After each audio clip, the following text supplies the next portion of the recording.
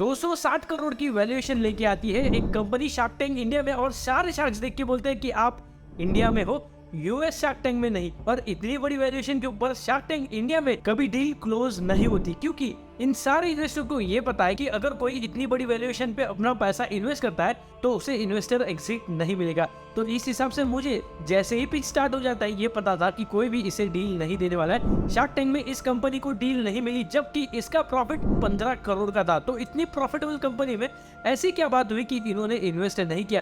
थोड़ा तो भी इन्वेस्ट करने की बात थी, थोड़ा नेगोशिएट करके, लेकिन नहीं किया। क्यों नहीं किया, यही सारी बातें हम आज की इस वीडियो में करेंगे। और सबसे पहली बात, इनके प्रोडक्ट के बारे में, इनके बिजनेस के बारे में जान लेते। तो इनका प्रोडक्ट एक्चुअल में एक ऐप है, एक्चुअल में एक गेम है जो कि फोकस करता है बच्चों के लर्निंग्स के ऊपर, जैसे कि 1 to 10 ABCD या फिर कुछ ऐसी नर्सरी राइम्स। ये कुछ ऐप्स बनाते हैं और बच्चों को डिस्ट्रीब्यूट होती है, और ये सारे बच्चे इनके ऐप पे से लर्निंग करते हैं।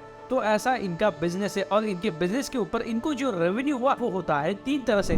पहला है एडवर्टाइजिंग, दूसरा है सब्सक्रिप्शन, और तीसरा है इन ऐप परचेसेस। तो जब भी कभी आप मोबाइल गेम खेलो या फिर एप्लीकेशन यूज करो, अगर वो ऐप फ्री है तो आपको उस ऐप के अंदर हर चांस के बाद एक एडवर्टाइज दिखेगी किसी भी एक पर्टिकुलर ब्रांड की, जो कि आपके ऊपर फोकस करता है। तो ऐसे ही बच्चों के ऊपर फोकस करने वाली कुछ ऐसी कंपनी इनके ऐप्स के ऊपर ऐड लगाती है, और इनको 96% का रेवेन्यू वहां से आता है। फिर जो बचा कुचा रेवेन्यू है वो आता है इन ऐप परचेस से और सब्सक्रिप्शन से। तो ऐसे करके इन्होंने अपना बिजनेस सेटअप किया और अपना बिजनेस स्केल किया।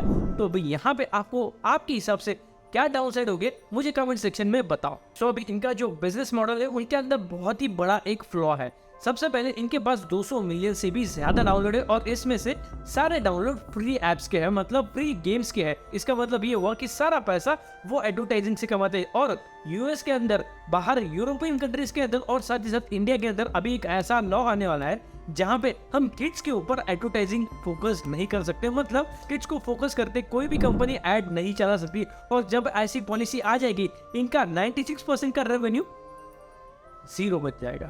तो इसी चीज को देखते हुए सारे शार्क्स बोले कि आप टोटली एडवर्टाइजिंग के ऊपर फोकस करते हो, आपके पास तो कुछ दूसरा मॉडल है ही नहीं। और अभी इन्होंने बोला है शार्क टैंक के पिच के अंदर कि हम एडवर्टाइजिंग से शिफ्ट होके सब्सक्रिप्शन और इन ऐप की तरफ जाना चाहते हैं। लेकिन आप ही मुझे बताओ, सब्सक्रिप्शन बेस्ड के ऊपर इंडिया के अंदर क्या चलता है? यहाँ पे दूध को छोड़ के ऐसा कोई भी प्रोडक्ट नहीं इंडिया के अंदर जो कि सब्सक्रिप्शन बेस्ड के ऊपर अच्छे से स्केल हो सकता है। तो इसी चीज को देखते हुए इन्होंने यहाँ पे फंडिंग नहीं दी। फिर बात पे यहाँ पे एक और रीजन आ जाता है कि जो फाउंडर थे उनका एटीट्यूड, इनका जो एटीट्यूड था, या फिर इनकी वाइफ का जो एटीट्यूड था, वो था कि हमने दोनों ने ही इतनी रेवोल्यूशनरी चीज बनाई, हमने दोनों ने ही इंडिया में इतना बड़ा रेवोल्यूशन लाया, हमने ही बच्चों को कैसे सीखना है अपने टैबलेट से वो सिखाया, हमने ही बच्चों का स्क्रीन टाइम रेगुलेट किया और इनको सिखाने में लगा दिया। तो ऐसे करके इन्होंने बोला कि हमने ही मैंने ही सब कुछ किया।